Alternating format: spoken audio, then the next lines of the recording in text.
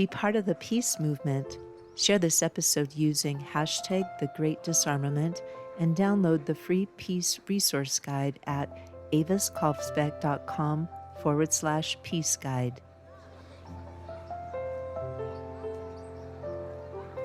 The Great Disfarmament, The Great Disarmament, Part 4, Trenches and Toxins.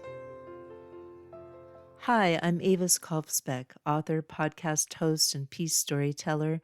This is The Great Disfarmament, The Great Disarmament, a special podcast series from Pieces Here tracing the parallel histories of how we learn to kill and how we might stop. If you're just joining us, welcome. Each episode maps a moment in the twin stories of war and agriculture. Today's episode takes us to the first half of the 20th century, 1900 to 1950, when humanity learned how to poison on an industrial scale. The trenches of World War I, the fields of the Dust Bowl, the rise of chemical warfare, first on humans, then on land. Setting the stage. This is the turning point. The moment when the tools of war and the tools of farming began to share not just a purpose, but a chemical formula. In World War I, we invented mustard gas and chlorine weapons. When the war ended, the factories didn't shut down. They pivoted. Those same compounds, rebranded as nitrates and organochlorines, became fertilizers and pesticides. We didn't stop making death. We just put it in the soil. This episode is titled Trenches and Toxins, How the 20th Century Made Poison Feel Like Progress. World War I marked the first widespread use of chemical warfare in human history. Tens of thousands died from chlorine, phosgene, and mustard gas, agents that didn't just kill but clung to lungs, soil, and memory. Meanwhile, Europe and North America faced a deepening food crisis.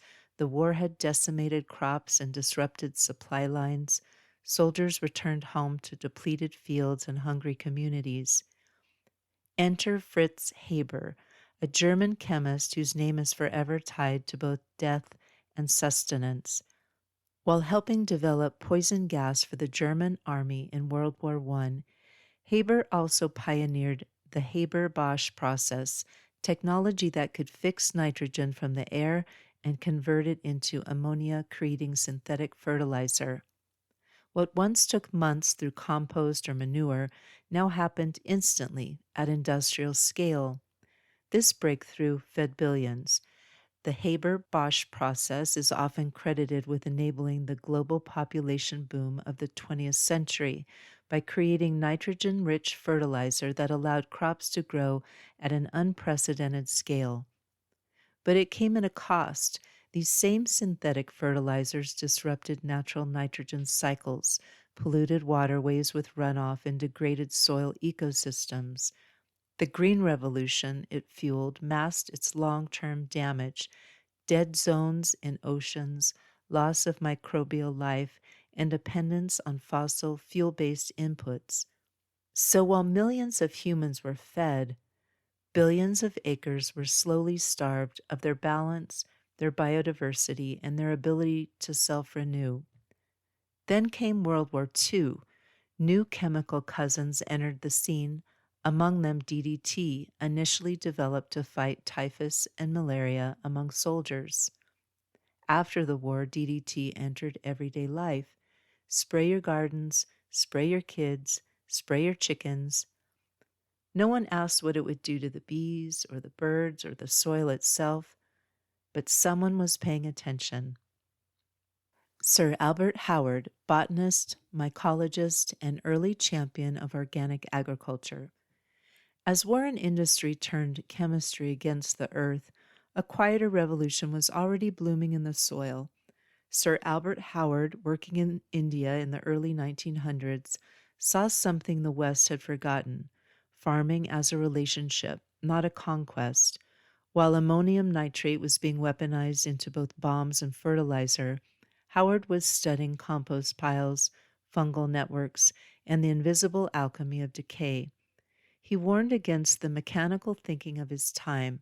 He believed that nature's processes, if respected, offered something stronger than control: resilience. He wrote, "The health of soil, plant, animal, and man is one and indivisible." In a century obsessed with yield and conquest, Howard's voice reminded us growth without balance is not progress, and feeding the world must not come at the cost of the world itself. What it means for us. This is when disfarmament becomes fully real. The tools of destruction no longer needed battlefields. They seeped into everyday life, onto crops, into rivers, into our bodies. War had come home, and agriculture had become armed. And perhaps the most dangerous part, it worked. Yields increased, grocery shelves filled, the danger lay hidden, silent beneath the surface. That's how disfarmament spreads, not with a bang, with a bag of nitrogen. From the page to the soil. The gas mask came first, then the silence stretched across a trench like a scream that never ends. In all quiet on the Western Front, Eric Maria Remarque writes, "We are forlorn like children and experienced like old men. We are crude and sorrowful and superficial. I believe we are lost." His novel follows young German soldiers whose souls were scorched not only by shells and shrapnel, but by the chemical fog of war. They inhale mustard gas and memory in equal measure. When the war ends, the chemicals remain. Factories shift from bombs to fertilizer. Mustard gas becomes pesticide, no longer sprayed at enemies, but over apple trees, wheat, cotton, childhood. We're told it is progress, but the soil remembers. The lungs of war and the lungs of the earth are not so different. Both were choked in the name of control.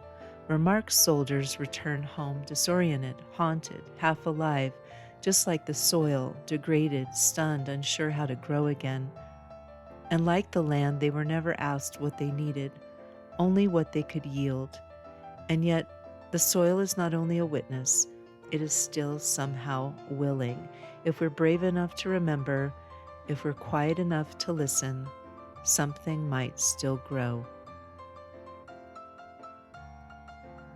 Next episode, we enter the Cold War era when chemical dependency becomes corporate power and farming turns fully into a system of control. The episode is called Cold Crops.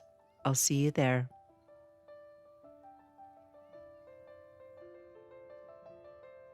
That wraps up this episode of Pieces Here. Will you please take a moment to subscribe and share it with a friend? Subscribing helps others discover peaceful, independent storytelling, and it means a lot to me. I'm Avis Kaufsbeck, author of the Pedro the Water Dog Saves the Planet series, eco-adventure novellas for readers who care about environmental justice, joy, and saving the world one story at a time. You can learn more at aviskaufsbeck.com. Book 6, Mono Mutante, is now available at all major online retailers, or if you'd like to support my book directly, you can get the ebook at aviskaufsbeck.com/mono-mutante. It's a wild satirical ride through food, farming, and the messiness of recovery. When you subscribe to my list, you'll also be the first to hear about my next book, Bulletproof, which asks, what in the world are we going to do about guns? A link to subscribe is in the show notes.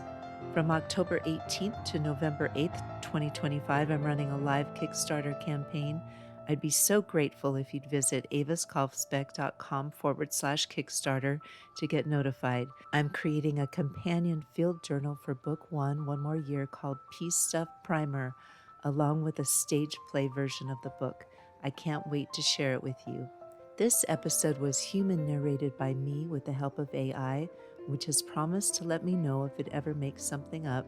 So far, no confessions, but if you think I've missed something or if you just want to say hello, I'd love to hear from you.